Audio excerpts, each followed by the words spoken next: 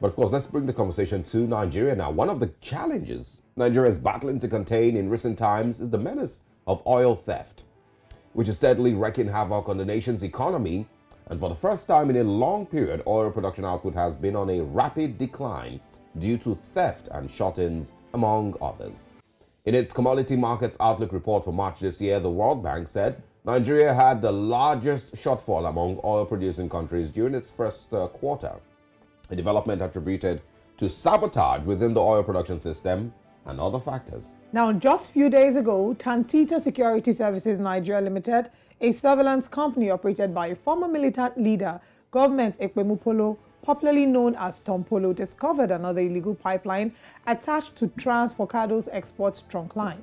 The illegal oil pipeline was reportedly discovered close to military security posts, less than 1 kilometer from the Forcados Export Terminal in Ogulaga, a community in Burutu local government area, Delta State, South Nigeria. News Central's Benard Akede had a chat with Government Ekpemupolo, and he highlighted some of the moves of Tantita Security Services in tackling oil theft in Niger Delta region. Let's take a look at this.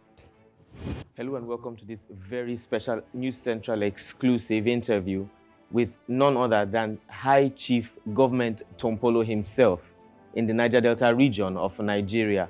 Now, it is no news that there have been some very amazing discovery concerning oil theft in the Niger Delta region of Nigeria, one that has not been seen ever before. And a group of people are responsible for discovering this theft that has been taking oil out of Nigeria's coffers or out of Nigeria's reserve. We are here with High Chief Government Tompolo, who's going to explain to us some of the discoveries that have been made and the success of the team so far. Now we see that the federal government of Nigeria has entrusted a huge task into your hands and the hands of your men and your followers. Why do you think the government decided to put this job in your hands, the job concerning securing the pipelines of Nigeria? You know, it's something we have done in the past before for the entire country, Nigeria territorial water, even the protecting of the oil facilities. We have done it before this time. This particular contract that the government has decided to hand over to you and your boys, we've seen a huge, significant success already in a very short period of time. How long is the government expecting you to take charge of securing the pipelines of Nigeria? Is there an expiry date of the period, or is it indefinite? You know, in every contract must have expiring date. I think 2 years, 1 year plus another 1 year, contract will expire. If they decided to renew, they will renew. And the size of your team, can you tell us the number of men you have on ground taking charge of this this contract? Is there an exact number? Is there a size? You know, before I think we'll conclude our employment, I think we'll employ up to 12,000 to maybe 13,000. Now, we see that, like you mentioned earlier today, that there have been a good synergy between you, your team, and the military, Nigerian security operatives. Is there anything different that you are doing that you feel maybe the military didn't get right or they couldn't do because of the kind of intelligence that you have concerning the area? Yeah, you know, this terrain is where we all were born and brought up. So we actually understand the terrain more than any other person. So if I happen to maybe travel to north to maybe provide intelligence for people that are fighting Boko Haram, we cannot do it just like the way some other people are doing the work over there. This is our terrain, so we understand the area more than any other person. So even a place where maybe 20, 50 army cannot maybe achieve results because it's our terrain.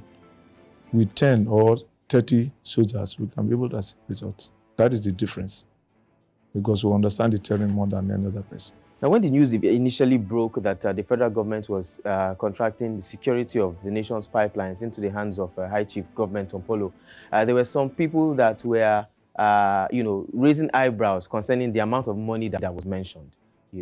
Said it was running into billions of naira, and some were complaining, oh, why so expensive? Why is it so expensive to do that?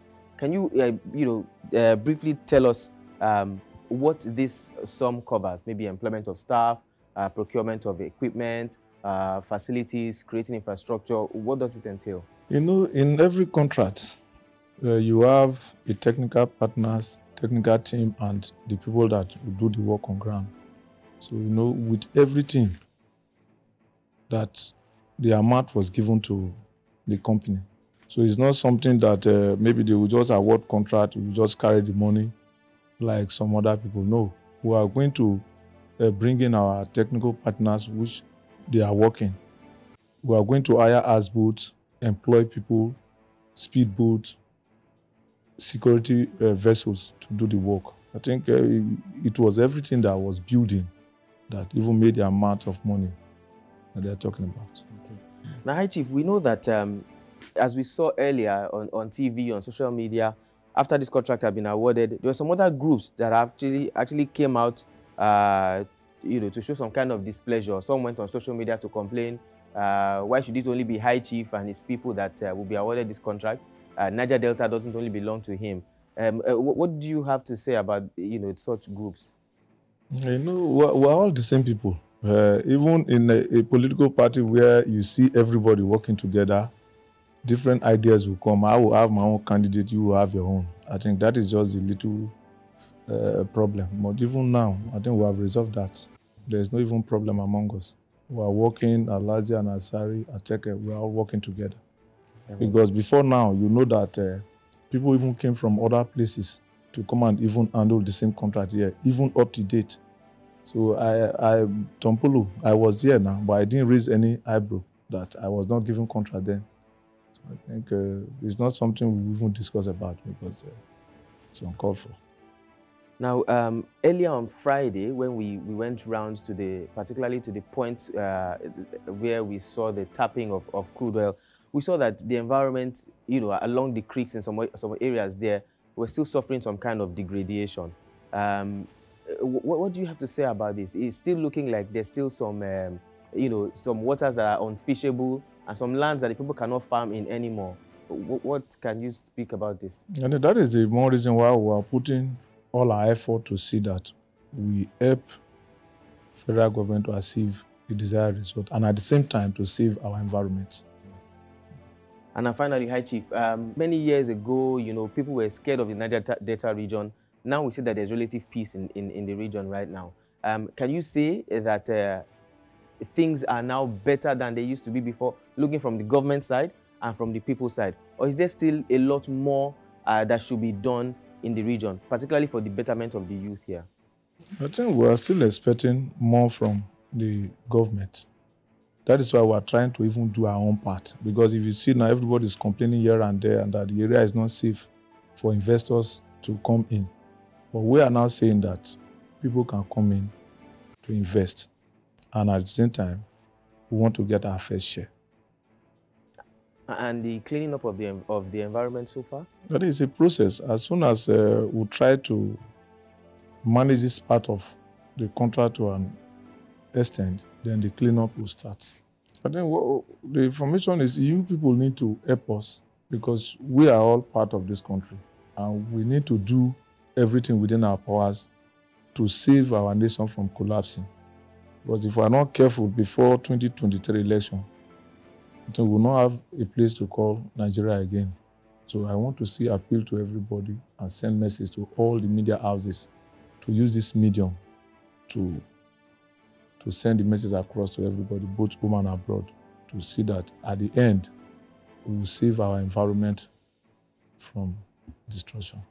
Hi, Chief Government Tompolo, thank you so much for this short time that you have spent with us. We appreciate this interview. Thank you, my brother. God bless you.